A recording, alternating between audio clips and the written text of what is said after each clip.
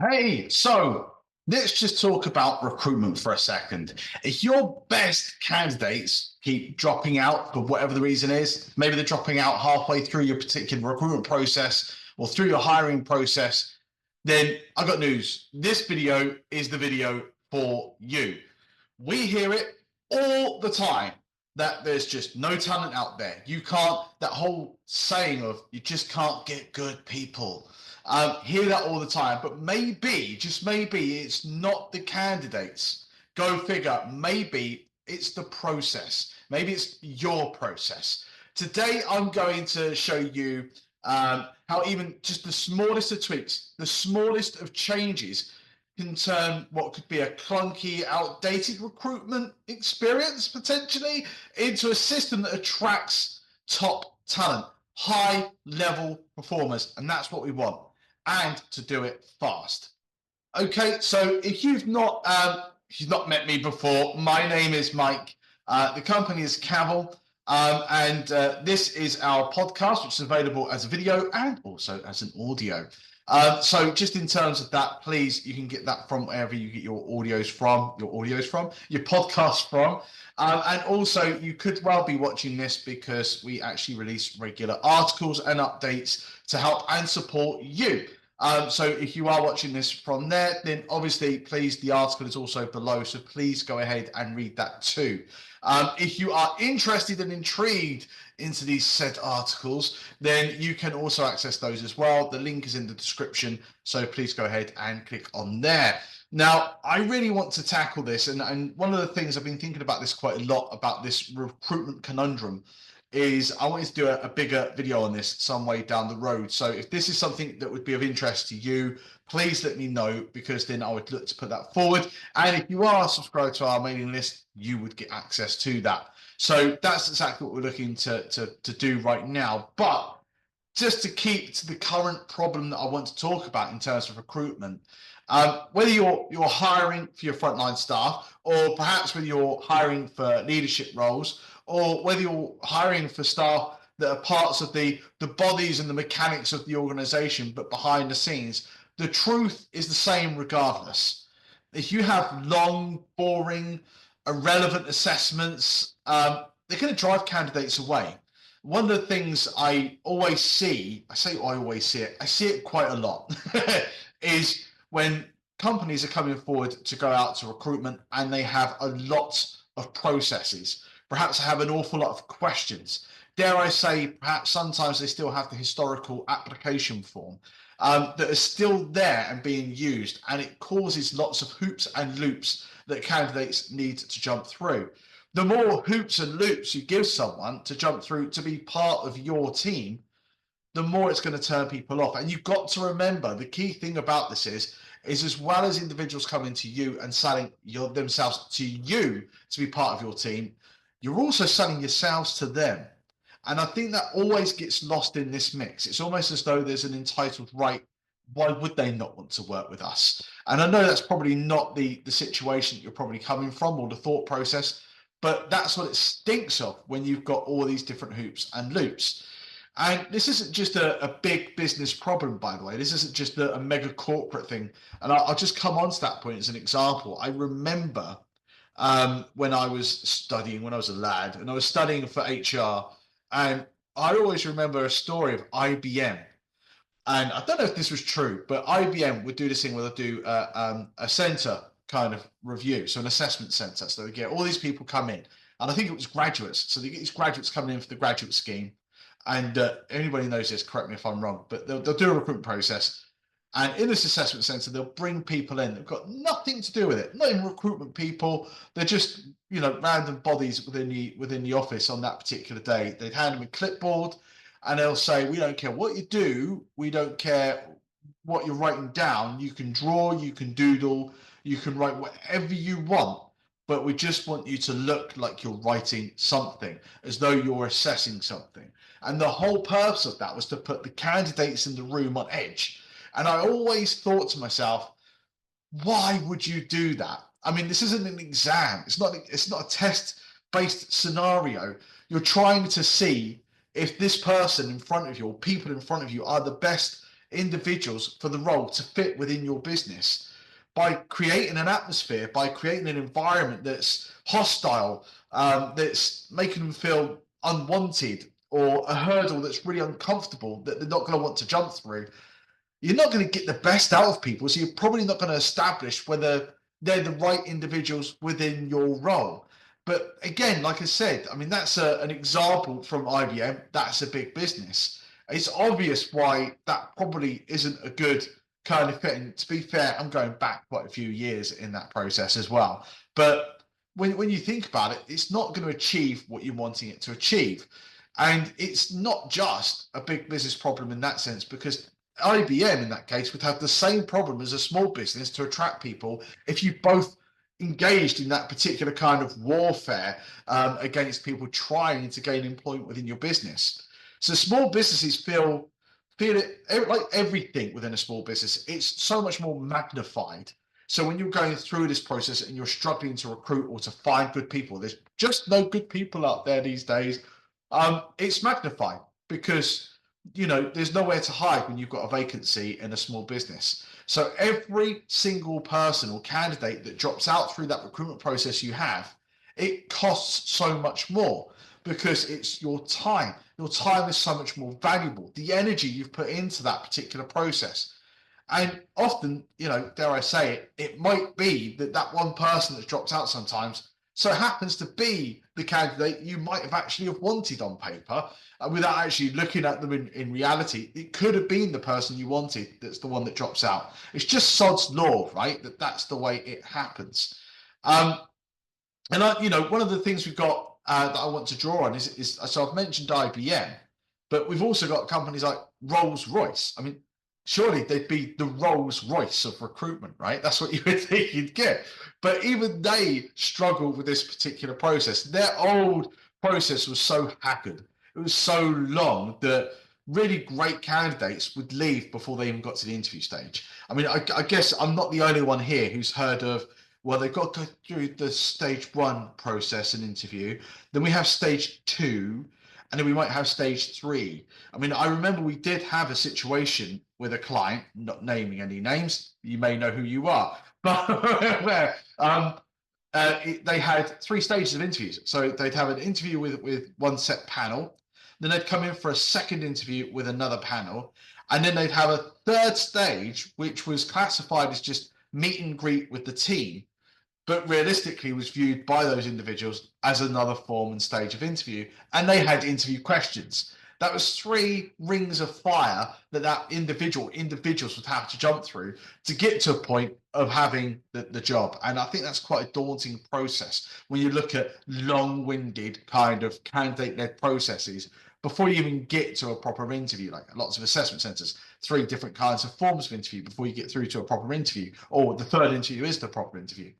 So when Rolls-Royce in that scenario simplified, which I love simple solutions. When they simplified that particular process, their completion rates, that's the people actually going through from the beginning to the end of the recruitment process, jumped up by 95%. Now, don't get me wrong, you're always going to have your dropouts. It's going to happen. That's just the nature and the course of things. But, just broken the microphone. These are, things that can make a huge difference for you and your team when you're looking to try and maximize the pool of people you can select from, because you're looking to get the best candidates and the best candidate out of those candidates for the role in your business. So it's a huge difference. And the key thing here is you don't need Rolls-Royce money, Rolls-Royce budget to be able to apply some of these simple fixes into your business, into your recruitment patterns and structures right now. So just like Rolls-Royce in that particular example, I want to try and keep this as simplistic and as powerful as I possibly can right now. So I want to focus on maybe 5 areas that I think will be really, really vitally important. And don't underrate these, by the way. I think these can be come across as overly simplified, so therefore less impactful. But you've got to remember, it doesn't take big things to make big changes. So the first one is keeping it relevant. This is so important. Coming back to the IBM example, doing things and asking things, putting in particular questions and so on and so forth that make no bearing to the role, so whatever. I mean, like, for example, you hear these weird interview questions about, please describe what kind of fruit you would be. Well, what does that, I don't understand what difference that makes. Maybe you can fill that in for me, but I just don't get it myself. It feels like it's something that is off-putting. Out of the whole interview, that would be the thing I would remember the most, and it has no bearing on anything except for what fruit I think I might be, which means nothing anyway to me personally. So don't look to add hurdles into a process that doesn't need it. Try and keep it as stripped back and simple as possible. Think about what are the objectives that we're trying to achieve through this recruitment process. What is it that I need to find out from this person that's in front of me that's going to give me the information and the knowledge to know that they're possibly capable of doing this role, and maybe they should be the person that we look to appoint. If it doesn't meet those objectives, if it doesn't give you that information, if it doesn't tell you what you need to know, it doesn't belong in your recruitment process. The second one is make it engaging. Use real world kind of tasks and scenarios. I love scenario based questions, making it real based on things that have actually happened in your business. So we went through with a client recently, again, not naming any names, but they went through a recruitment process for a significant role in their organization right now. And they have had, and they've been through the mire on lots of different bits and pieces, and trying to get an understanding as to how this person would deal with those scenarios and other bits and pieces was really good, because it gave them an idea as to how they would deal with the scenario that actually they've lived through, so they can see how or not that may or may not work. And the person being asked the question can see this is a real world scenario, and in actual fact, you know, these are things that I might have to deal with. They get a window, a glimpse into what potentially the role's going to have, and what potentially would be entailed to look at, what sort of things are going to come out of the woodwork, maybe, just maybe. And it's just so much better than getting someone to fill in endless forms, to go through endless processes that completely turns people off. Get to the points that you really need to know and use real world examples so both of you know kind of how that person would operate within those. So real world tasks or real world examples and scenarios are amazing. The next one is the cut the length. So things don't need to be longer. Like I said, you don't need a 3-stage process. There's no need to ask 30 questions for the sake of asking 30 questions because it fits into an hour-and-a-half meeting. You don't need to have a really long process if it's not required. I think, you know, sometimes little is more. You want to make sure that what you're getting is adding value to what you need. If it's not, then it has no purpose of being there again. So respect your time, because remember, your time does cost money. It's a hidden cost, but it does cost time. Your energy, their time, their energy, and making that a smaller process really helps to keep that engagement for a smaller period of time. And to remember as well, you know, sometimes when you're going through these things, as a person being interviewed, it can be quite a stressful process. So the longer these things go on, sometimes the more stressful that can become for people. So just bearing that in mind, we're not here to stress people out. We're here to just try and ascertain whether this person is or could be the right person for the role that we have. The fourth one is to give clear information.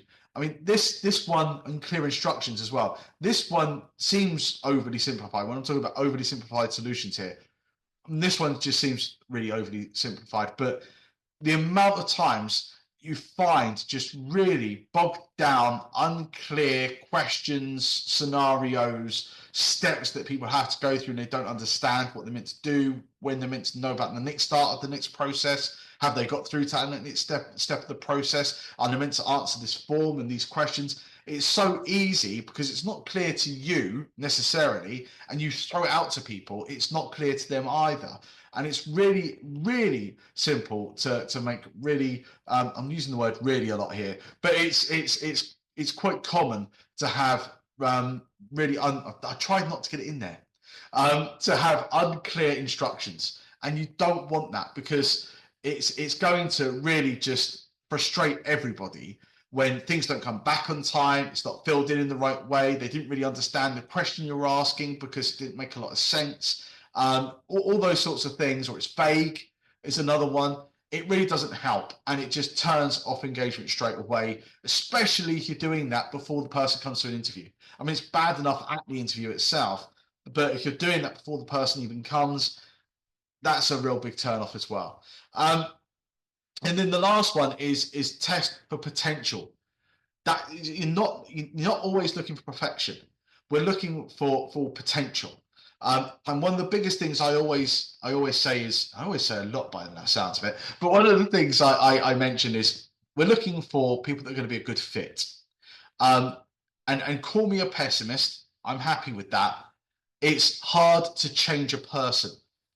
If a person is the makeup of all of their upbringing, education, experiences, relationships, the whole caboodle, then the makeup of all of that genetically to who they are today, it's really unlikely that in the next year, 2, 5, that you're going to unpick that and change them and mold them into something else. They could be the most skilled and talented individual in the world, but if they don't fit within your culture and environment and people, it's never going to work, no matter how good they are at what they do. So you want to make sure that you're measuring against the person as much as you are against the skills of what they can do. So skills can be trained. There's courses people can go through to increase their skill sets to take things to the next level in their role. You can engage with people. You can obviously foster growth through a buddying system, so people can experience that through other highly skilled people within your organization to upskill naturally and organically that way as well. All those things can happen internally. You can take someone and mold someone through their skill sets. It's really hard to take someone and mold and change their attitude, adaptability, and personality sometimes to fit within your culture. So be clear what you're looking for. Look for potential. Don't look for perfection. Okay? You're hiring a human, not a robot.